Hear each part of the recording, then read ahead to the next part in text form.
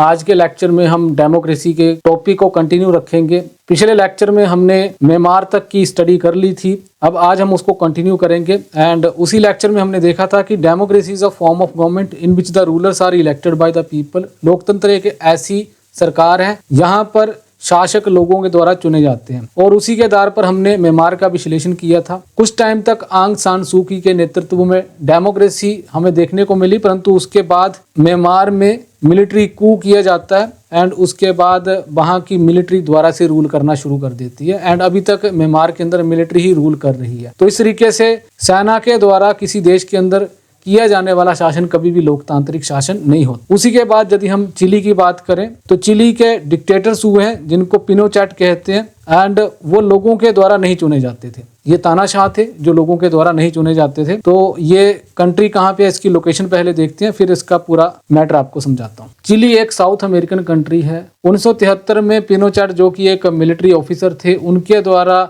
Chilli की शासन व्यवस्था के ऊपर कब्जा कर लिया जाता है एंड वहाँ के तानाशाह बन जाते हैं। फिर कुछ समय बाद इनके द्वारा वहाँ पर जनमत करवाया जाता है एंड अपने शासन को एक औचित्य इनके द्वारा हासिल करने की कोशिश करी जाती है। तो इस तरीके से चिली को हम एक लोकतांत्रिक देश पिनोचेट के रूल के अंडर नहीं कह सकते, क्योंकि यहाँ का जो रूलर था वह लोगों के द्वारा चुन के नहीं आ रहा था। यदि हम सऊदी अरबिया की बात करें तो सऊदी अरबिया का जो राजा है वह अपनी रॉयल पोजीशन के आधार पर राजा बनता है, ना कि लोगों के द्वारा चुन के राजा बनता है। तो सऊदी अरबिया को भी हम एक डेमोक्रेटिक कंट्री नहीं कह सकते। अगला प्रश्न आता है कि केवल क्या चुनाव करवा लेने से कोई देश लोकतांत्रिक हो जाता है? यदि हम इस आधार पे किसी भी देश के अंदर के शासन को परखें और कहें कि किसी देश के अंदर चुनाव करवाए जा रहे हैं तो उसको हम लोकतांत्रिक कह दें, एंड किसी दूसरे देश के अंदर यदि चुनाव नहीं करवाए जा रहे तो हम उसको गैर लोकतांत्रिक कह दें, तो केवल यही पैमाना उचित नहीं है, बल्कि इसके अलावा कुछ और भी पैमानों के आधार पर उसको परखना बहुत जरूरी है। उसके लिए कुछ विशेषताएं बताई गई हैं, और ये विशेषताएं क्या है उनको हम वन बाय वन समझते हैं, उसके अंदर के कोर को समझने का प्रयास करते हैं। तो लोकतंत्र की पहली विशेषता आती है कि क्या मेजर डिसीजंस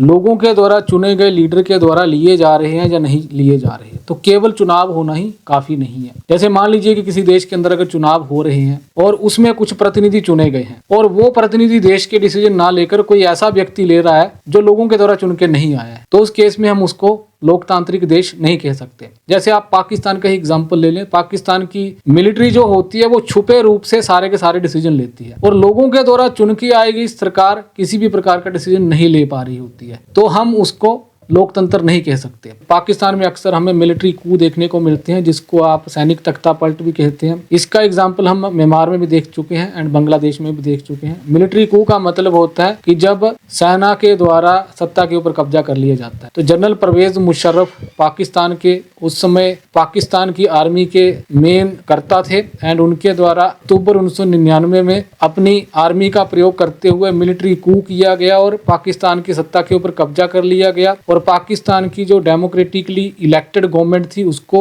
सत्ता से हटाने के बाद खुद को चीफ एग्जीक्यूटिव देश का घोषित किया गया, और कुछ सालों बाद यानी कि 2002 में इनके द्वारा अपनी जो डेजिग्नेशन थी उसको एज ए प्रेसिडेंट डिक्लेयर किया गया। इसी के साथ इनके द्वारा रेफरेंडम करवाया गया और अपने एज ए प्रेसिडेंट के कार्यकाल को 5 साल और एक्सटेंड किया गया, यानी कि अब ये 2007 तक पाकिस्तान के प्रेसिडेंट रह सकते थे। तो जब इनके द्वारा ये जो जनमत करवाया जा रहा था, पाकिस्तान की मीडिया, मानव अधिकारों का समर्थन करने वाली संस्थाएं एंड इसी के साथ लोकतंत्र का समर्थन करने वाले कार्यकर्ताओं के द्वारा इस जनमत के ऊपर आरोप लगाया गया कि ये जनमत बाइस्ड है, यानी कि इसमें हेराफेरी करी गई है, फ्रॉड किया गया है जनरल परवेज मुशर्रफ के द्वारा, एंड उनके द्वारा इस फ्रॉड के माध्यम से अपने आप को वहां पर एक औचित्य प्रोवाइड करवाने की कोशिश करी गई है। इनके द्वारा अगस्त 2002 में लीगल फ्रेमवर्क ऑर्डर जारी किया गया, जिसमें इनके द्वारा पाकिस्तान का संविधान बदला गया। इस ऑर्डर के अनुसार अब राष्ट्रपति पाकिस्तान की नेशनल और प्रोविंशियल असेंबलीज को भंग कर सकता है, एंड इसी के साथ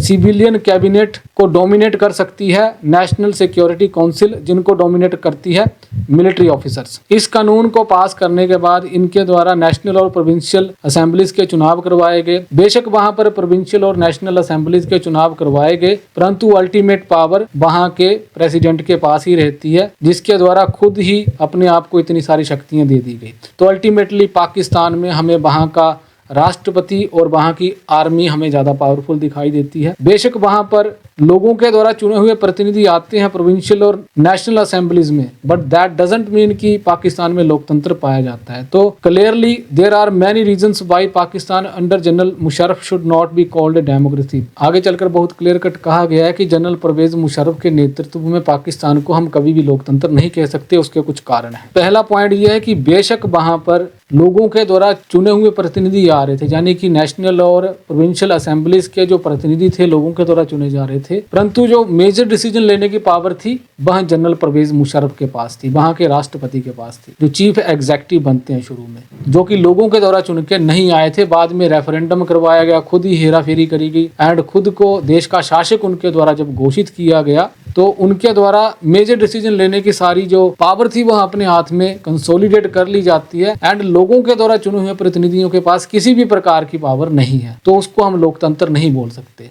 केवल लोगों के द्वारा चुने हुए प्रतिनिधियों का आना ही जरूरी नहीं है, बल्कि लोगों के द्वारा चुने हुए प्रतिनिधियों के पास मेजर डिसीजन लेने की पावर भी होनी चाहिए। मेजर डिसीजन लेने का मतलब क्या है कि देश के अंदर कानून कैसे बनेंगे, किसी दूसरे देश के साथ संधि करने का अधिकार किसको है, और वह लोगों के द्वारा चुन के आया हुआ है, उसी को हम लोकतंत्र कह सकते हैं। केवल दिखावे के लिए प्रतिनिधियों का चुनाव कर देना, जैसे कि पाकिस्तान में अक्सर हमें देखने को मिलता है कि वहां के प्राइम मिनिस्टर को चुना तो जाता है परंतु अल्टीमेट पावर वहां की सेना के पास है। सो इन दैट सेंस हम किसी कंट्री को डेमोक्रेसी नहीं कह सकते। दूसरा पॉइंट आता है free and fair electoral competition, जिसका मतलब यह है कि चुनाव हो रहे हैं इतना ही काफी नहीं है, बल्कि दूसरी पार्टियों को भी मौका मिलना चाहिए चुनाव लड़ने का। एंड उसी के साथ जब वह चुनाव लड़ने जाते हैं तो सरकारी मशीनरी के द्वारा किसी को भी उसका दुरुपयोग करने का अधिकार नहीं होना। जैसे कि आप इंडिया में देखते हैं कि जब भी चुनावों की घोषणा करी जाती है, कोड ऑफ कंडक्ट लग जाता है, उसके बाद जो सत्ता में पार्टी होती है वह सरकारी मशीनरी का प्रयोग नहीं कर सकती, तो उसको आप फेयर इलेक्शन बोलते हैं। इसी के साथ फ्री इलेक्शन का मतलब यह है कि कोई भी व्यक्ति अपनी पार्टी बना सकता है, मल्टी पार्टी है,